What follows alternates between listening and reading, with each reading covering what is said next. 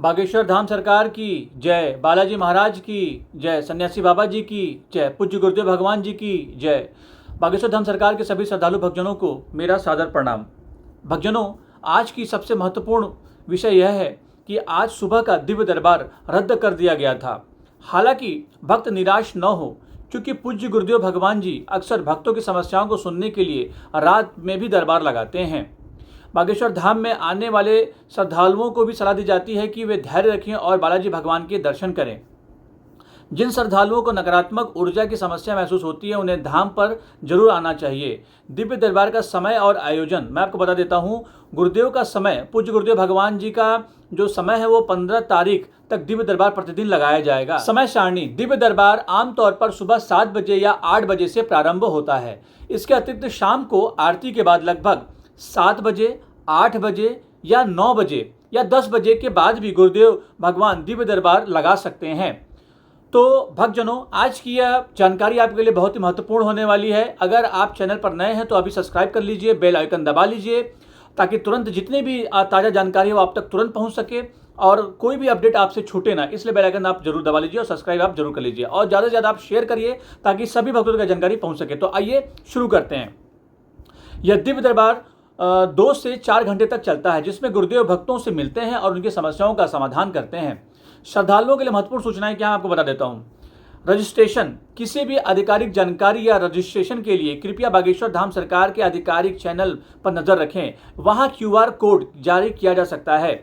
सावन का महीना, अभी सावन का पवित्र महीना चल रहा है, इसलिए महादेव को जल चढ़ाने के लिए बड़ी संख्या में श्रद्धालु भक्तगण आ रहे हैं। आपको क्या सावधानी रखनी है? हमेशा आधिकारिक चैनल से ही जानकारी प्राप्त करें और किसी भी प्रकार की अफवाहों से बचें। धाम पर अनुशासन बनाकर रखें। बागेश्वर धाम की मुख्य जानकारी और अपडेट किस प्रकार है, मैं आपको बता देता हूं। चूंकि आज सुबह दिव्य दरबार कैंसिल हो गया था, तो नकारात्मक ऊर्जा और भूत प्रेत बाधा जिन श्रद्धालुओं को है, वो भूत प्रेत बाधा की समस्या, वे लोग धाम पर जरूर आ जाइए और निवारण के उपचार के लिए धाम पर विशेष उपाय किए जा रहे हैं। फरवरी महीने की विशेष जानकारी मैं आपको अभी से बता देता हूं। फरवरी महीने में गुरुदेव भगवान पूरा धाम पर ही रहेंगे। पूरा फरवरी महीना गुरुदेव भगवान धाम पर रहेंगे। जो भी भक्त आना चाहते हैं वे पहले से ही अपनी टिकट कटा लीजिए। ऊर्जा संचय समागम के बारे में आपको बता देता हूं, साधना शिविर के बारे में आपको बता देता हूं। बागेश्वर धाम पर ऊर्जा संचय समागम और साधना शिविर के बारे में मैं आपको जानकारी दे देता हूं। बागेश्वर धाम पर ऊर्जा संचय समागम और पूजा संदेश समागम का रजिस्ट्रेशन सितंबर महीने से शुरू होने वाला है। एक बार फिर से मैं आपको जानकारी देता हूं। ऊर्जा संचय समागम और साधना शिविर जो है, बागेश्वर धाम पर ऊर्जा संचय समागम और साधना शिविर पूजा संदेश समागम का सितंबर महीने से शुरू होने वाला है रजिस्ट्रेशन। साधना सीखने वाले गुरुजी लगभग 500 लोगों को साधना देंगे। साधना सीखने वाले गुरुजी लगभग 500 लोगों को साधना देंगे, मैं आपको बता दे रहा हूं। ऊर्जा संचय समागम के रजिस्ट्रेशन के लिए दूसरा चरण और QR कोड जल्द आएगा, जिसकी सही तारीख संभावित 15 तारीख, 16 तारीख, 17 तारीख और 18 तारीख कंफर्म होने पर सूचना दी जाएगी। एक बार फिर से मैं आपको बता देता हूं। ऊर्जा संचय समागम के रजिस्ट्रेशन के लिए दूसरा चरण जल्द आने वाला है। QR कोड जल्द आएगा, जिसकी सही तारीख संभावित 15 अगस्त, 16 अगस्त, 17 अगस्त और 18 अगस्त कंफर्म होने पर आपको सूचना दे दी जाएगी। इसलिए हमेशा अपडेट आप देखते रहें। सामान्यतः देश विदेश में होने वाले ऐसे कार्यक्रमों में रहने खाने की 5 स्टार व्यवस्था का खर्च 1 से 1.5 लाख तक का आता है, लेकिन इस बार बागेश्वर धाम पर खर्च केवल 2 से 3 हजार रुपया ही आएगा या 5 हजार के लगभग आ सकता है। वो भी पूजन सामग्री का खर्च आएगा। धाम पर रहने की व्यवस्था भक्तों को स्वयं देखनी होगी, जबकि अन्नपूर्णा भंडारे के प्रसाद, महाप्रसाद की व्यवस्था भी यहाँ आपको मिलेगी। धाम पर पंजीकरण और QR कोड के लेकर पूरी जानकारी मैं आपको फिर से बता देता हूं। जैसा कि लोग गुरु दीक्षा या अन्य आयोजनों के लिए पंजीकरण करते हैं, ठीक उसी प्रकार बागेश्वर धाम से जुड़ी सेवाओं के लिए भी आप ऑनलाइन रजिस्ट्रेशन करना होता है। इस प्रकार किसी भी गलती न करें और अन्यथा आपका रजिस्ट्रेशन फॉर्म सफल नहीं हो पाएगा। इसलिए इनमें किसी भी प्रकार की गलती आप न करें, अन्यथा आपका रजिस्ट्रेशन सफल नहीं हो पाएगा। पंजीकरण प्रक्रिया पूरी होने के बाद अंत में स्क्रीन पर सक्सेसफुल का मैसेज आ जाएगा। यह आपको दिखाई देगा, सक्सेसफुल लिखा रहेगा आपके फोन पे, आपके ईमेल पे। इस बात मतलब स्क्रीन पे जब आप फॉर्म भरेंगे तो स्क्रीन पे सक्सेसफुल का आपको एक मोनो दिखाई देगा कि सक्सेसफुल लिख चुका है, आपका फॉर्म कंप्लीट हो चुका है। फिर आपके मोबाइल पे और आपके मैसेज पे, आपके ईमेल पे आपका मैसेज मिल जाएगा। अब मैं आपको विशेष ध्यान बताता हूँ, आपको विशेष ध्यान क्या रखना है। कई बार भक्तों का रजिस्ट्रेशन किसी छोटी सी गलती के कारण पूरा नहीं हो पाता। क्यूआर कोड की सही जानकारी। हो सकता है कि हमारे चैनल पर क्यूआर कोड अपलोड करने में कोई तकनीकी समस्या आ जाए या हम इसे अपलोड न कर पाएं, इसलिए आपको स्वयं पूरी सावधानी रखनी होगी। सही तारीख। बागेश्वर धाम सखा ऑफिस के आधिकारिक चैनल पर क्यूआर कोड जारी किया जाता है। उस क्यूआर कोड पर क्लिक करते ही वेबसाइट खुल जाती है। वेबसाइट ओपन होते ही उसमें अपना मोबाइल नंबर, नाम, पूरा पता, एड्रेस का सही भरना होता है। यदि आपको खुद करने में कठिनाई हो तो आप अपने घर के किसी जानकार, पढ़े लिखे या युवा की मदद ले सकते हैं। अब मैं आपको जानकारी दूंगा दिव्य दरबार और व्यवस्थाओं की जानकारी। दरबार का समय। धाम पर आने वाले श्रद्धालुओं के लिए ध्यान रखना चाहिए कि कई बार समय और परिस्थिति के अनुसार दिव्य दरबार या कार्यक्रमों की रूपरेखा में बदलाव हो सकता है, इसलिए हमेशा आधिकारिक सूचना पर ही आप भरोसा करें। धार्मिक अनुष्ठान और दर्शन। धाम पर पहुंचने वाले सभी श्रद्धालु भाई बहन इस बात का विशेष ध्यान रखें कि कई बार अपनी बारी आने पर और नियमों का पालन करते हुए ही आगे बढ़ें। गुरुदेव भगवान जी के गांव से भी माताएं और भक्तगण प्रतिदिन दर्शन करने के लिए जो भक्त अभी धाम पर भौतिक रूप से मौजूद नहीं है, वे इस लेख या वीडियो के माध्यम से घर बैठे बालाजी महाराज और महादेव के दर्शन कर सकते हैं। मंदिर परिसर में हनुमान जी की गदा और परिक्रमा का महत्व क्या है, मैं आपको बता देता हूँ। मुख्य द्वार और प्रवेश। मंदिर के मुख्य द्वार से श्रद्धालु अंदर प्रवेश करते हैं। जो लोग जल चढ़ाने आते हैं, भभूति लेने आते हैं, वे सुचारू रूप से आगे बढ़ते हैं। हनुमान जी की गदा के पास। बागेश्वर धाम पर हनुमान जी की गदा के पास श्रद्धालु भक्तगण दीपक जलाते हैं, धूप बत्ती जलाते हैं, वहीं बैठकर शांति से हनुमान चालीसा का पाठ करते हैं। परिक्रमा मार्ग। कुछ माताएं और बहनें मंदिर परिसर में विशेष रूप से परिक्रमा भी लगा रहे हैं। सभी भक्त हनुमान जी की गदा के दर्शन करते हैं, अपने जीवन को धन्य करते हैं, और आप भी श्रद्धा भाव से गदा और हनुमान जी के दर्शन करिए और अपने जीवन को धन्य करिए। महादेव का पूजन और दर्शन किस प्रकार होता है, मैं आपको बता देता हूँ।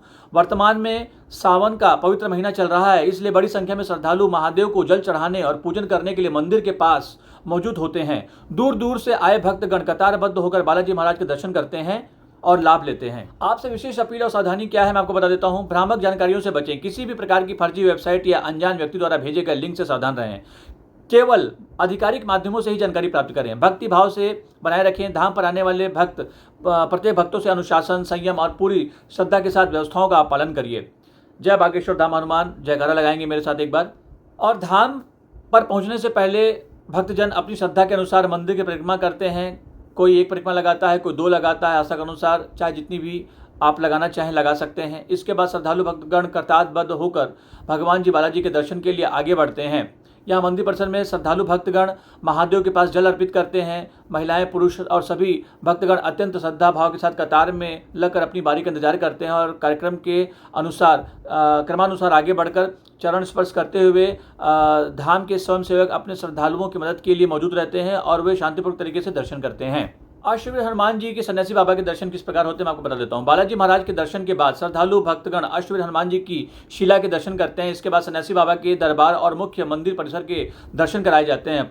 प्रांगण में चारों तरफ जय श्री राम, जय सिया राम हनुमान के जयकारे गूंजते रहते हैं, जिससे पूरा वातावरण भक्तिमय हो जाता है। लोग अपने हाथों में फूल, बेलपत्र और पूजा की सामग्री लेकर भगवान को अर्पित करते हैं और दीपक जलाकर अपनी मनोकामना मांगते हैं और पूर्ण करते हैं। अब मैं आपको भोजन और भंडारे की व्यवस्था से महत्वपूर्ण जानकारी बताता हूँ। सबसे महत्वपूर्ण व्यवस्था यानी भोजन और प्रसाद का वितरण। बागेश्वर धाम पर आने वाले हर एक श्रद्धालु के लिए भंडारे की उत्तम व्यवस्था की जाती है। यहाँ रोजाना हजारों भक्त लंगर में आम श्रद्धालुओं को प्रसाद रूप में भोजन ग्रहण करते हैं। भोजनशाला में पूरी शुद्धता और साफ सफाई के साथ दाल, चावल, रोटी, सब्जी का महाप्रसाद तैयार किया जाता है। जो भक्त धाम से बाहर अपने घर के लिए पूजा सामग्री या प्रसाद ले जाना चाहते हैं, उनके लिए भी मंदिर के बाहर दुकानें उपलब्ध हैं, जहां वे अपनी जरूरत के हिसाब से सामान ले सकते हैं। अब मैं आपको सबसे महत्वपूर्ण जानकारी देने वाला हूं, दिव्य दरबार और समय की जानकारी। जैसा कि आप जानते हैं, दिव्य दरबार को लेकर कई बार समय में बदलाव हो जाता है। कई बार गुरुदेव भगवान भक्तों की सेवा में रात भर सुबह 3 बजे से 3:30 बजे तक दिव्य दरबार लगाते हैं और गंभीर मरीजों की समस्याओं से पीड़ित लोगों से मिलते हैं, जिसके कारण कई बार सुबह का दरबार रद्द हो जाता है। इसलिए धाम से आने वाले भक्तों के लिए वहाँ की वर्तमान स्थितियों की जानकारी आप आधिकारिक माध्यम से जरूर ले लें। मैं आपको फिर से जानकारी दे देता हूं कि आज की सुबह का दिव्य दरबार किन्हीं कारणों से कैंसिल हो गया था, लेकिन घबराने की बात नहीं है। आज शाम को दरबार फिर से लगेगा। आरती के बाद दिव्य दरबार का आयोजन होगा। यहाँ बागेश्वर धाम में हर पल बदलाव होता रहता है। गुरुदेव की कृपा से सब कुछ सुचारू रूप से चलता रहता है। आइए अब मैं आपको कुछ श्रद्धालु भक्त के बारे में जानकारी देता हूं, जो दूर दूर से यहाँ दर्शन करने के लिए आते हैं, अपने दुख तकलीफ और अपने कष्ट को लेकर आते हैं। उसी में यहाँ पर आए हैं मोहन यादव जी, जो कि लखनऊ से आए हुए हैं। और ये अपने बारे में बताते हैं कि शारीरिक रूप से काफ़ी परेशानी से जूझ रहे थे। इनके गले में समस्या थी। बनारस के और लखनऊ के कई बड़े हॉस्पिटलों में इन्होंने दिखाया था, जिसमें सहारा हॉस्पिटल है, बीएचयू हॉस्पिटल है, और बट एमआरआई करवाया, फिर भी कुछ नहीं मिला। अंत में जो कि दरबार में इन्होंने अर्जी लगाई और गुरुजी महाराज की कृपा देखिए, अब वो बिल्कुल फिट हैं, कोई भी उनको परेशानी नहीं है। यह बालाजी और गुरुजी भगवान जी का बहुत बड़ा आशीर्वाद है। छोटे छोटे अनुभव और छोटे छोटे जो आपके बागेश्वर धाम से जुड़ी है, जो कि हर भक्त को एक दूसरे से जोड़ती है और एक दूसरे को शक्ति देती है। मेरे साथ एक बार जयकारा लगाएंगे आप सब। बोलिए बागेश्वर धाम सरकार की जय। अब मैं आपको ऊर्जा संचय समागम की महत्वपूर्ण जानकारी देने वाला हूं। यह एक बहुत ही रोचक और बहुत ही महत्वपूर्ण जानकारी है।